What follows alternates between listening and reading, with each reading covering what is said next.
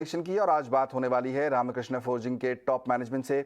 हमसे खास बातचीत करने के लिए जुड़ रहे हैं कंपनी के ईडी और सीएफओ ललित कुमार खैतान साहब, जिनसे जून तिमाही के नतीजों समेत कमर्शियल व्हीकल इंडस्ट्री की ग्रोथ पर आउटलुक कैसा है उस पर भी चर्चा करेंगे। लेकिन बातचीत का सिलसिला शुरू करने से पहले कंपनी के बारे में कुछ जानकारी आपको दे देते हैं। रामकृष्ण फोर्जिंग एक जानी मानी कंपनी है। देश की ऑटो और नॉन ऑटो कंपोनेंट बनाने वाली कंपनी है। देश की दूसरी सबसे बड़ी फोर्जिंग कंपनी है।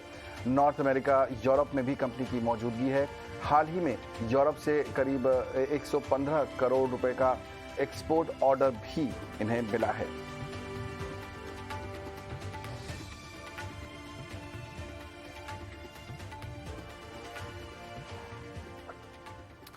खैतान साहब, बहुत बहुत स्वागत आपका ईटी नाउ स्वदेश पर। शुरुआत नंबर्स के साथ ही करेंगे। काफ़ी ज़ोरदार नंबर हमने देखे हैं इस क्वार्टर में, सभी तरफ सारे ही फ्रंट्स पर। मैं जानना चाहता हूं कि जो ग्रोथ आपने देखी है वो उसका कंट्रीब्यूशन कहां से आया है सबसे ज़्यादा? नमस्कार। सर देखिए, ये जो ग्रोथ आई है, जो एक सस्टेनेबल ग्रोथ है, जो ओवर द पीरियड जो कंपनी ने अपने टारगेट्स लिए थे उसके हिसाब से हमारी परफॉर्मेंस आ रही है। और इस क्वार्टर में ज्यादा कंट्रीब्यूशन डोमेस्टिक मार्केट का है। एक्सपोर्ट मार्केट थोड़ा सा सबड्यूड था, लेकिन धीरे धीरे एक्सपोर्ट मार्केट में भी मजबूती आ रही है। और हमें लगता है आने वाले समय में एक्सपोर्ट्स भी और अच्छा करेगा और डोमेस्टिक मार्केट की एक कंट्रीब्यूशन जारी रहेगी। करेक्ट। अलग अलग सेगमेंट्स की बात करते हैं यहाँ पर खैतान साहब। कमर्शियल व्हीकल्स इंडस्ट्री में हम देख रहे हैं कि इन्फ्लेशन की मार काफ़ी हद तक पड़ी है, खासतौर पर फ्यूल इन्फ्लेशन की। आपको लगता है कि इस सेक्टर में, कमर्शियल व्हीकल स्पेस में, ग्रोथ जो है वो बरकरार रहेगी इस इन्फ्लेशन की चिंता के बावजूद, या कोई और ट्रिगर्स भी होंगे जो प्ले करेंगे? नहीं, देखिए, जो कमर्शियल व्हीकल सेक्टर में इन्फ्लेशन की मार आई थी पेट्रोल डीजल कीमतों की, वो काफी हद तक पिछले दिनों में मॉडरेट हुई, क्योंकि सरकार ने भी स्टेप लिए थे इन कीमतों को कम करने के। और फ्रेट फॉरवर्डर्स को भी अच्छी रेट मिल रही है। इसलिए ओवरऑल सिचुएशन अब जाकर मैं बोलूँ एक बैलेंसिंग सिचुएशन हो गई है। इसके कारण हमें लगता है कि अब समय इनका जो है फ्रेट फॉरवर्डर्स का अच्छा है, और उनका कॉन्फिडेंस रहेगा तो डिमांड अच्छी रहेगी। करेक्ट। मुझे याद है कि पिछली बार जब आपकी हमारी बात हुई थी खैतान साहब, तब आपने बताया था कि इलेक्ट्रिक व्हीकल सेगमेंट में काफ़ी हद तक आपका बिजनेस बढ़ रहा है धीरे धीरे। अगर आप निवेशकों को बता सकें कि किस तरह के प्रोडक्ट्स आप इस समय वहाँ बना रहे हैं, किस तरह के टारगेट्स आपने रखे हुए हैं इलेक्ट्रिक व्हीकल बिजनेस में आगे बढ़ने के लिए। सर, इलेक्ट्रिक व्हीकल में हमने शुरुआत कर चुके हैं, और हमारे ओईएम्स के साथ हम काम कर रहे हैं, जो खासकर एग्जिस्टिंग ओईएम्स हैं। और उनके जो इलेक्ट्रिक व्हीकल्स में जो भी मॉडल्स आ रहे हैं, उनमें जो भी प्रोडक्ट की रिक्वायरमेंट हो रही है, और जो हमारी एग्जिस्टिंग प्रोडक्ट लाइन है, उसकी यूसेज को हम इम्प्रूव करने की कोशिश कर रहे हैं इलेक्ट्रिक व्हीकल में। और धीरे धीरे यहाँ ग्रोथ आएगी। जैसे हमारा टारगेट है इस साल 3.5% हमारी सेल्स का इलेक्ट्रिक व्हीकल से आएगा, और अगले साल हम इसको 6% तक ले जाएंगे। इस समय अगर आप ऑर्डर बुक साइज बता सकें अपने इलेक्ट्रिक व्हीकल सेगमेंट का। सर, ये हमारे यहाँ इलेक्ट्रिक मतलब कोई भी सेगमेंट में ऑर्डर बुक नहीं होती है, शेड्यूल्स आते हैं, और शेड्यूल के हिसाब से हम प्रोडक्शन करके सप्लाई करते हैं। क्योंकि ये मार्केट की डिमांड पर डिपेंड करता है, कितने व्हीकल की डिमांड पर मंथ आ रही है, और उस हिसाब से लोगों की इन्वेंट्री जिस तरह से कम होती है, उस हिसाब से प्रोडक्शन शेड्यूल्स आते हैं ओईएम्स के, और उसके बेसिस पे ये प्रोडक्शन होता है। और वो अभी काफी स्ट्रांग है। मैं बोलूंगा डोमेस्टिक मार्केट और एक्सपोर्ट मार्केट दोनों में ही शेड्यूल्स स्ट्रांग है। इसलिए आने वाला समय अच्छा लग रहा है ओवरऑल डिमांड के हिसाब से। ऑटो सेगमेंट की बात हमने की, लेकिन नॉन ऑटो सेगमेंट में भी काफ़ी बड़ी कंपनी है आपकी और अच्छा खासा कारोबार चल भी रहा है। अगर आप दो चीज़ें बता सकें, पहले तो ये कि आपका रेवेन्यू मिक्स किस तरह का है, ऑटो नॉन ऑटो सेगमेंट में, दोनों में जो है टोटल रेवेन्यू में किसका कितना पार्ट है, और दूसरा ये कि किस तरह की ग्रोथ आप नॉन ऑटो सेगमेंट में देख रहे हैं इस समय।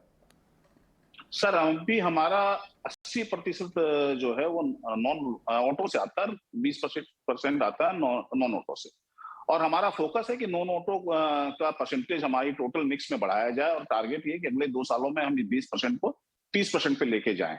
और हमारा फोकस रहेगा रेलवे पे, ऑयल एंड गैस पर, ट्रैक्टर पर, construction and earth moving industry पे, इन सारी चीजों पे हमारा फोकस रहेगा। और कोशिश ये रहेगी कि ये मिक्स को इंप्रूव करके 30% पे ले जाए। करेक्ट। रॉ मटेरियल कॉस्ट एक बड़ा कंसर्न रहा है पूरी इंडस्ट्री के लिए पिछले कुछ समय में, जिस तरह हमने देखा है, चाहे वो डोमेस्टिक मार्केट हो या ग्लोबल मार्केट हो। आप पर कितना इम्पैक्ट पड़ा है और कैसे आपने प्रिपेयर किया है अपने को आने वाले क्वार्टर्स के लिए? नहीं, हमारी स्थिति थोड़ी सी डिफरेंट है। मैं पहले भी बता चुका हूँ आपके चैनल पे भी और अदर फोरम पे भी, कि हमारे केस में कॉन्ट्रैक्ट जो होते हैं वो रॉ मटेरियल पास थ्रू होता है। अगर रॉ मटेरियल बढ़ता है तो भी कस्टमर से रिकवर करते हैं, और रॉ मटेरियल की प्राइस गिरती है तो वो भी कस्टमर को पास ऑन हो जाती है। तो हमारे ऊपर उसका कोई असर नहीं होता है।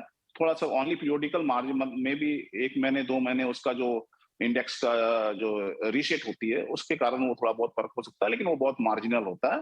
और हम लोग ऑलमोस्ट पूरा कॉस्ट पास थ्रू करते हैं, चाहे प्राइस बढ़े या चाहे गिरे। तो इसलिए हमारे को इसका इम्पैक्ट नहीं। ये अच्छी बात है कि रॉ मटेरियल कॉस्ट के बढ़ने या घटने का आपके ऊपर इम्पैक्ट नहीं पड़ता है इस समय। अगर आपने जो अभी बात चर्चा की शुरुआत में कहा कि ग्रोथ जो है डोमेस्टिक मार्केट से काफ़ी हद तक आई है, इस समय एक्सपोर्ट और डोमेस्टिक इन दोनों मार्केट्स को अगर देखें तो किस तरह की अपॉर्चुनिटी आप देख रहे हैं आगे आने वाले समय में? आपको क्या लगता है जो नेक्स्ट लेग ऑफ ग्रोथ आएगी, क्या वो डोमेस्टिक से ही लेड होगी या फिर एक्सपोर्ट का एक बड़ा हाथ होगा उसमें? देखिए, डोमेस्टिक मार्केट ऑलरेडी अच्छा कर रहा है।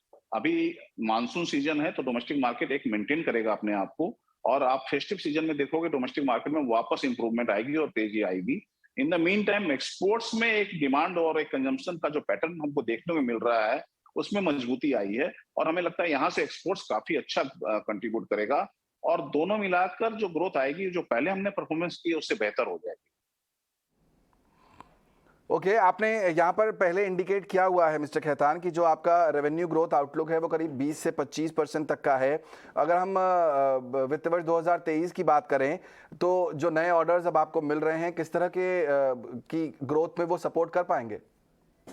यस सर, जो हमने आउटलुक दिया है 20 से 25% ग्रोथ का, हम उस आउटलुक को आज भी मेंटेन करते हैं, और हमें पूरी उम्मीद है कि हम इस ग्रोथ को अचीव कर पाएंगे इस साल। ओके, एक आखिरी सवाल पूछना चाहूंगा खेतान साहब, वो ये कि एक्सपेंशन प्लान्स कंपनी के कैसे है यहाँ से? आप आने वाले दिनों में कुछ और ज्योग्राफीज में, कुछ और नए देशों में जाना चाह रहे हैं या भारत में ग्रो करना चाह रहे हैं? किस तरह के प्लान्स हैं आपके? सर ऑलरेडी हम भारत में ही ग्रो करेंगे, बाहर में जाने का कोई प्रोग्राम नहीं है। और हम कोशिश कर रहे हैं कि हम ब्राउनफील्ड एक्विजिशंस के थ्रू ग्रो करें। इंटरनली जो हमारे पास इंफ्रास्ट्रक्चर है उसमें अगर कहीं कोई वैल्यू ऐड करना है, कोई इक्विपमेंट अगर लगाना है हमारे कस्टमर की रिक्वायरमेंट के हिसाब से, तो हम जरूर करेंगे। बट मेजर ग्रोथ हम कोशिश कर रहे हैं कि ब्राउनफील्ड प्रोजेक्ट के हिसाब से उसको एक्विजिशन करके। चलिए, तो एक्विजिशन के जरिए ग्रो करने का प्लान आने वाले समय में। बहुत बहुत शुक्रिया खेतान साहब, समय निकालकर आज जीटी नाउ स्वदेश के साथ जुड़ने के लिए और पूरे नतीजों पर और कंपनी के प्लान्स पर चर्चा करने के लिए। रामकृष्ण फोर्जिंग के टॉप मैनेजमेंट हमें बता रहे थे कि ग्रोथ जो है वो अक्रॉस बोर्ड दिखाई दे रही है। डोमेस्टिक मार्केट अच्छा कर रहा है, रॉ मटेरियल प्राइसेस के बढ़ने का बहुत ज़्यादा असर पड़ता नहीं है क्योंकि वो पास ऑन हो जाता है कस्टमर पर, लेकिन डिमांड काफ़ी अच्छी है और आने वाले समय में ग्रोथ जो है 20-25% के आसपास की जो ग्रोथ पहले कंपनी ने सजेस्ट की थी वो कंटिन्यू रह सकती है। लेकिन स्टॉक में आपको अब क्या करना चाहिए? मेरे साथ मेरे एक और खास मेहमान जुड़ गए हैं, blue ocean advisor strategic advisors के डायरेक्टर आशीष महेश्वरी। आशीष, बहुत बहुत स्वागत है आपका। रामकृष्ण फोर्जिंग आज तो खैर बाजार कमजोर है, इसलिए करीब 1-1.5% नीचे है, लेकिन पिछले अगर हम एक महीने में देखें तो इस स्टॉक ने ठीक ठाक परफॉर्मेंस दिया है। इस समय आप क्या कॉल दे रहे हैं इस पर? जी, in fact overall auto ancillary sector पे हम लोग काफी बुलिश है, क्योंकि हमारा मानना है कि डोमेस्टिक मार्केट में काफी डिमांड की रोबस्टनेस है। उसके अलावा एक्सपोर्ट्स में भी कंपनियां काफी अच्छा कर रही हैं।